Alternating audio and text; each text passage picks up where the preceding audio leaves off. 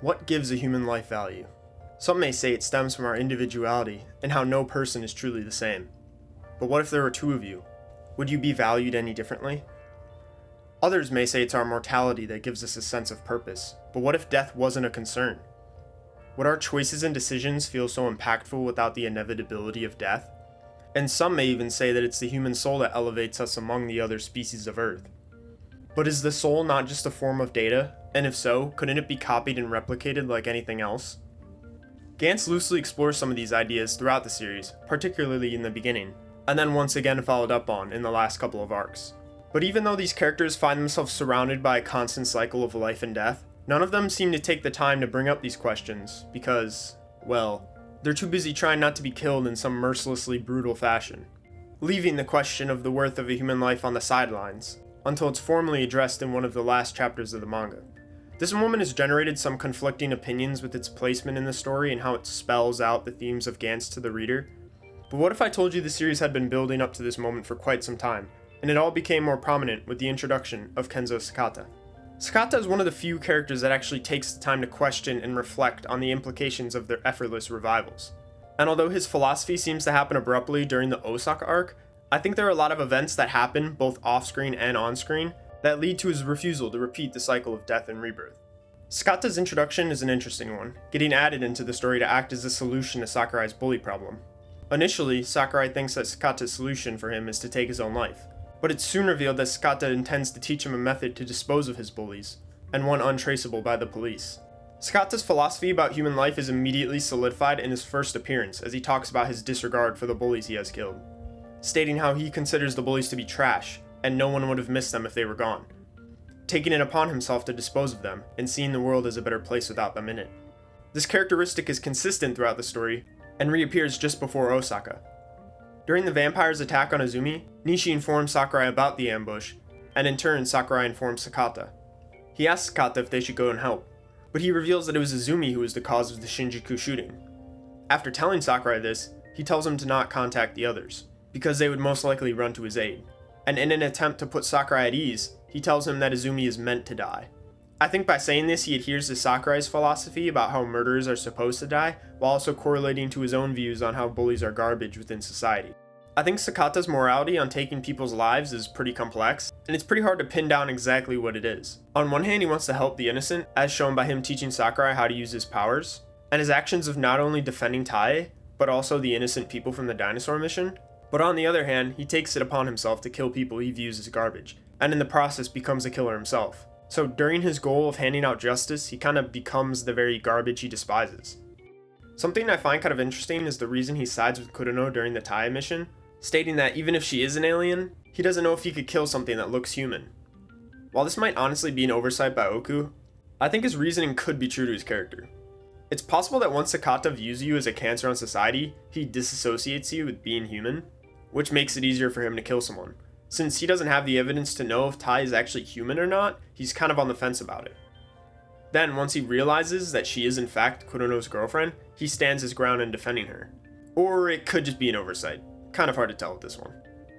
And while Sakata shares some of the same ideals about saving people, with characters like Kurono, Kato, or even Kaze, there's a huge difference in their devotion to their own ideals.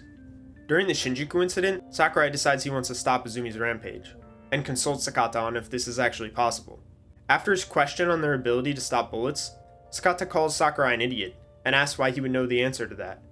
Instead of trying to strategize a solution, Sakata tries to convince Sakurai that it isn't worth dying here, and that they should run instead.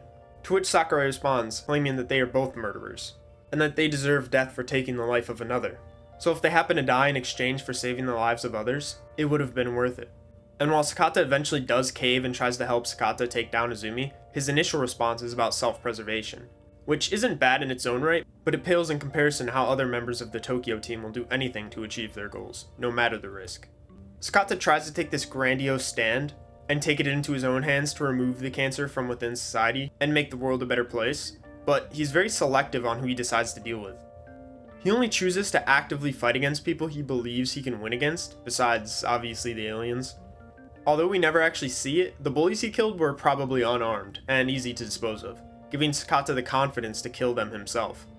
When faced up against Azumi during Shinjuku though, he decides it would be the best case to turn and run, not willing to risk his own life to take down the shooter. This idea is reinforced during the ambush on Izumi, choosing to stay out of the confrontation to not only avoid injury himself, since he nearly died fighting Izumi before, but also hoping for his death during this attack, stating that Izumi was meant to die, and proving that he sees Izumi as a cancer to society. These moments are pretty telling of his character and add a layer of complexity to him. He presents a reasonable logic to his killings, unlike Nishi and Izumi, but also fails to follow his philosophy when his own life is at risk. I think this can be attributed to Sakata's very matter-of-fact mentality, as he doesn't let his emotions or thoughts of revenge get in the way of his safety, which really isn't seen in any of the other characters of the series, as they're quickly overwhelmed with emotions and sentiments when fighting, which results in them rushing headfirst into battles. Sakata's restraint to not mindlessly follow his own philosophy when he's aware of the low probability of winning makes him a really interesting and complex character. Besides his interesting moral views on humans as individuals, Sakata is also the character to question the group's worth after being resurrected by Gantz. During Osaka, he's the one to bring up the discussion of the value of their lives, trying to convince the group that this cycle of life and death needs to stop, and that they shouldn't revive anyone again, doubling down on these claims by telling the group not to revive him if he happened to die, and that by reviving him, it would only cheapen his soul. Initially, it may seem like this came out of nowhere, and that Oka just wanted a reason to bring up this topic before the final arc, or that he neglected this topic for so long that he just wanted to shoehorn it in, but I believe there's a more logical reason for Sakata's outburst.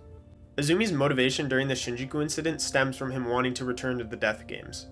He makes a deal with Gantz and promises to bring as many people as he can into the games with him. After Kureno finally puts a stop to Izumi's rampage, allowing Izumi to be revived, he begins to remember his time within the games. On the very next page, Sakata also begins to have a sense of familiarity, claiming that he had seen Gantz before, but couldn't quite remember where. I think the sequence of panels is just too convenient for it to not suggest something deeper, leading us to believe that Sakata may have participated in the games before, and had previously acquired 100 points to buy back his freedom. As we've seen with Kureno and Izumi, obtaining 100 points and choosing option 1 allows the person to go free, with the caveat of them forgetting everything that's happened since their initial death. It's also shown in Izumi's case that the person is able to have vague memories about their time within Gantz, and that the majority of them come back if they happen to be revived again. This theory of Sakata being a Gantz fighter before is evidenced further by the mention of his illness. During the Oni mission, Sakata takes a minute to mention to Sakurai that his organs are failing due to using his powers too much, and that even Gantz is unable to repair them. This is pretty odd when you think about how both Sakurai and Sakata are usually seen taking down the same amount of opponents, and that neither of them are killing anything too large for them to handle. So unless Sakurai is just a prodigy, which to be fair he might be, it doesn't make a lot of sense for Sakata to be taking significantly more damage as compared to Sakurai.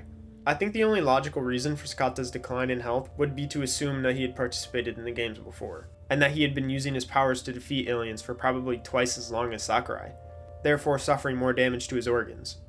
And now, with all that background information out of the way, I'd like to talk about Sakata's outburst in Osaka one last time.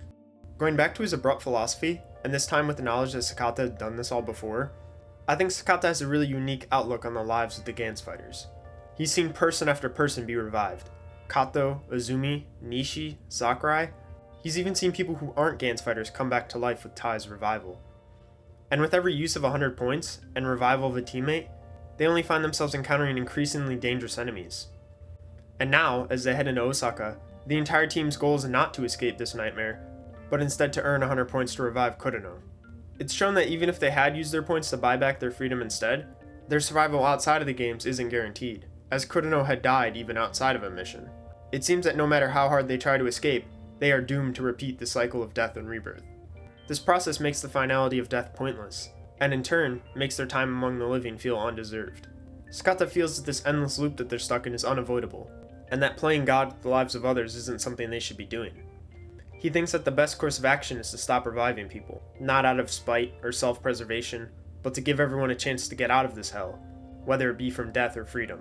And shortly after this speech, Sakata's story ends. In a final grand hero play, he holds back the boss of Osaka, and allows the rest of Tokyo Team to get away safely. He spends his final moments hoping that Sakurai doesn't choose to revive him, and instead takes a chance to save himself from this hell. Although this is the end for Sakata's story, his philosophy on the value of human life acts as a transition into the final act, and is brought up again in some of the final chapters. These final chapters not only act as answers to some of the lingering questions of the series, but also serve to validate and contradict Sakata's belief on human life. The reconstruction and momentary resurrection of Sei, Reika, Kishimoto, and Suzuki obviously serve to validate Sakata's beliefs in the diminishing value of human life. Having their bodies be meticulously put together, one fiber at a time, is such surreal imagery, and having them display a range of emotions such as sadness, terror, joy, and love is meant to prove that they are truly human, and not just some lifeless beings.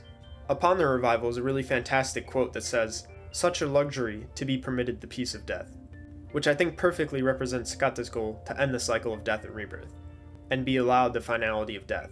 Then, just as fast as they appeared, they're all immediately turned into puddles of bones, blood, and bodily fluids, serving to emphasize how small they are in the grand scheme of things. And to add insult to injury, the alien equates their very existence to just 21 grams of data. And while I think all of that helps support Sakata's view on the value of human life, I think the alien's explanation of reincarnation directly contradicts its previous points. The alien explains that they will all be reincarnated at various times from now, and that people who made special connections in this life will continue to be a part of each other's lives in the next cycle. I think it's really interesting that this alleged omnipotent being can't see that their existence really does matter. They're more than just dust drifting through space.